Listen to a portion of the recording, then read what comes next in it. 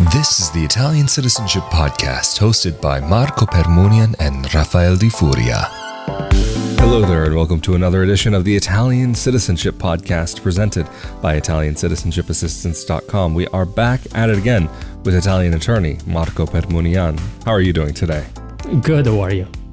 I am doing great, thank you. And in this episode, we are doing a long-awaited update. Nearly 2 years has gone by since our last update on this topic.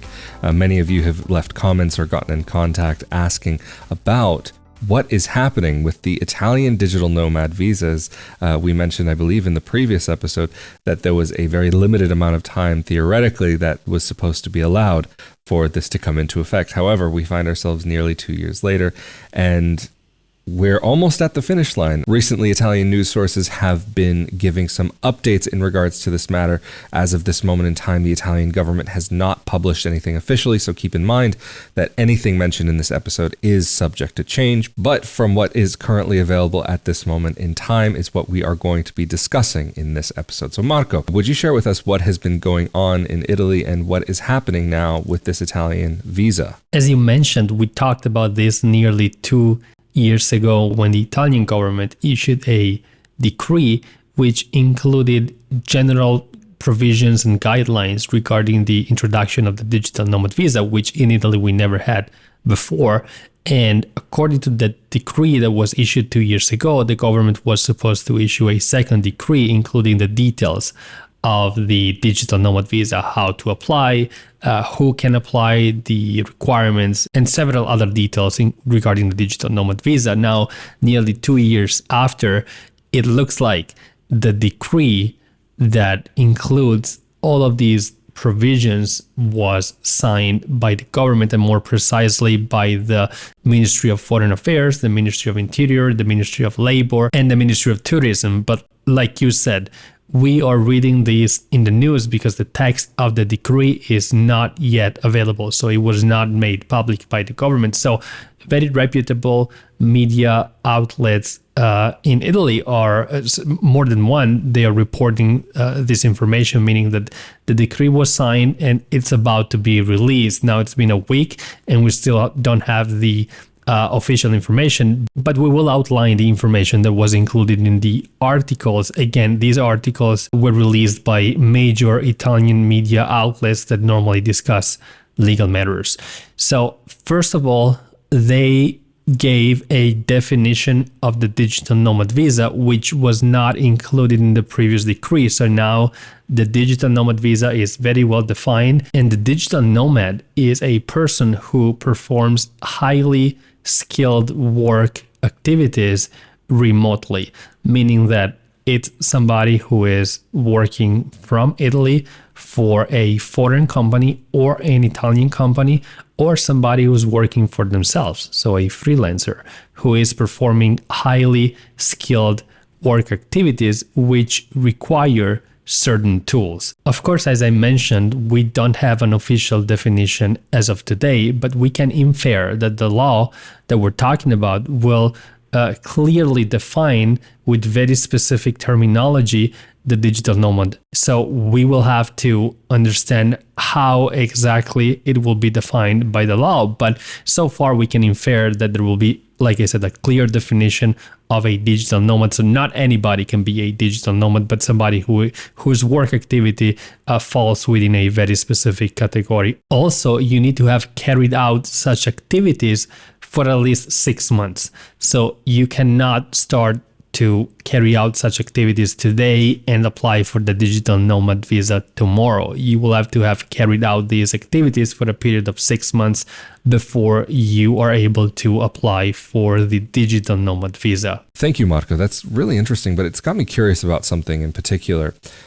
What is the definition, or is there any current definition of what is considered to be highly skilled work in Italy? Because, I mean, highly skilled work, I mean, generally, I personally might think of somebody who is a doctor or a scientist or an engineer. So what type of highly skilled work are we talking about here?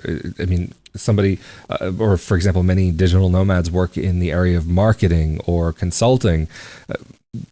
I'm very curious about what that particular definition could be, because as it's written currently, it kind of sounds like it could almost go in any direction. You are actually right. This is a very broad definition. And of course, we'll have to wait for the official law to see what words will be used there, because, the legal terminology is, of course, it goes without saying, very important. So we'll have to wait for the actual decree to be released before we answer that question more precisely. But the unofficial sources say that the highly skilled work activities are connected to the possession of tools that allow you to carry out such activities remotely. So it's very important, again, from how things look like at this moment in time, as of today, that the digital nomad has technology at their disposal that allows them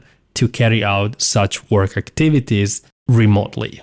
Well, that's quite interesting. I mean, from what you're saying, it almost sounds as though it's maybe a complicated way of just saying the individual needs a laptop and an internet connection to be able to work from, and that might almost be enough there. But in Italy, they tend to overcomplicate simple things, I gotta say.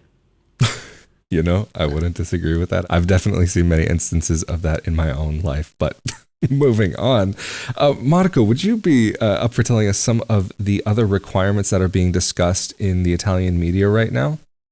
Yes, the media outlets indicate that the digital nomad needs to make at least 28,000 euros per year to qualify for the visa. So not only they need to have been in business for 6 months, but they also need to make a minimum of 28,000 euros per year to be able to apply for the digital nomad visa. And for employees, of course, the requirement is that they've been working as a remote employee for at least 6 months before they apply for the visa. Now, a newly introduced requirement for the digital nomad visa, which was introduced specifically for people applying for this kind of visa, is that they either need to provide a criminal background check or a self-declaration that indicate that there is no criminal record for the previous 5 years. Now, something that was already specified in the previous decree,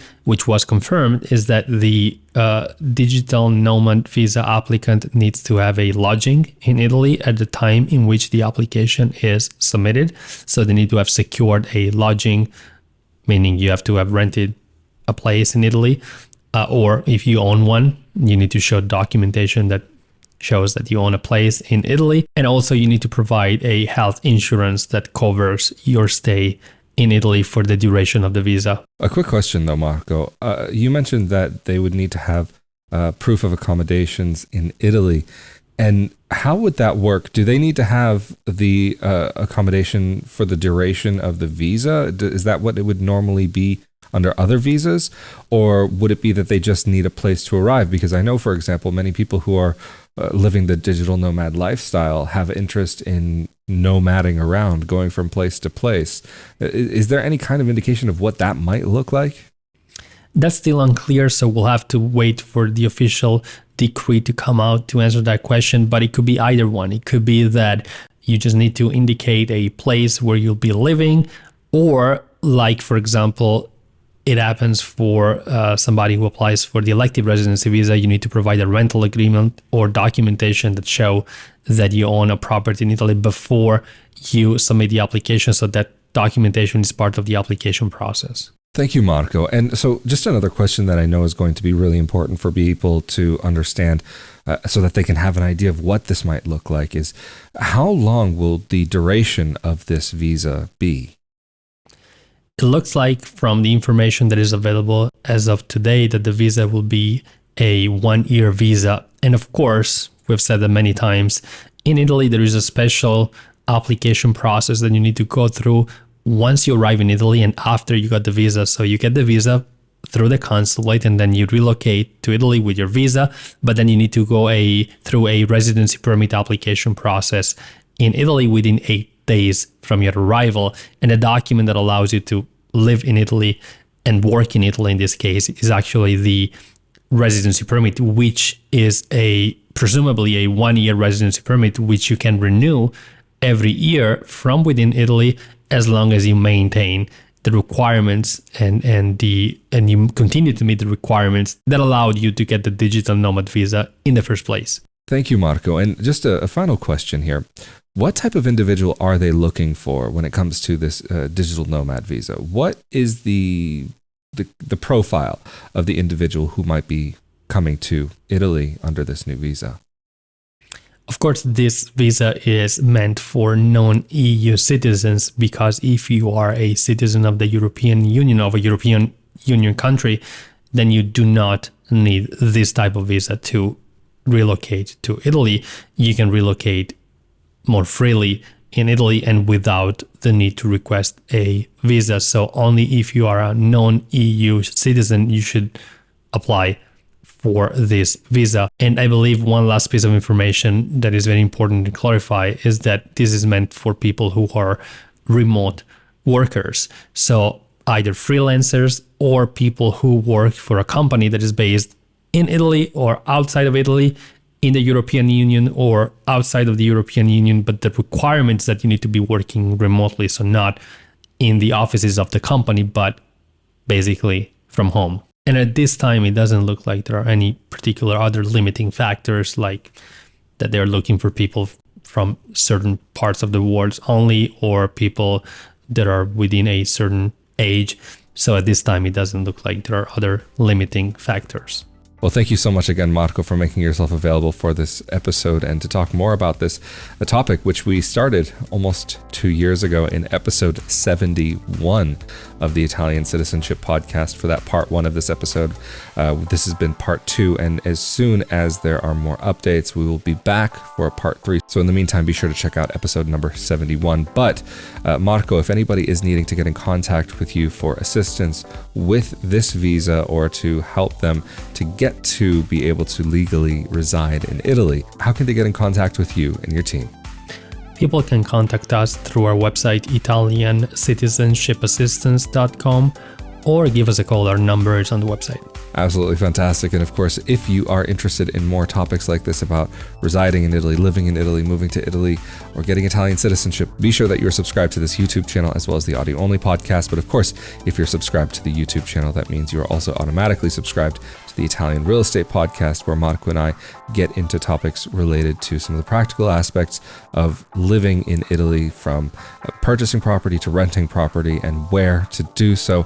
And of course, if you're interested in more topics about life abroad and living abroad from the perspective of a dual citizen expat, be sure to come over to my YouTube channel, youtube.com/Rafael Di Furia, or you can search for the audio podcast or YouTube channel by searching for Not Your Average Globetrotter. But again, of course, I'm Rafael Di Furia. We have been here with Italian attorney Marco Permunian from ItaliancitizenshipAssistance.com. Stay safe and healthy out there, and we will see you all next time.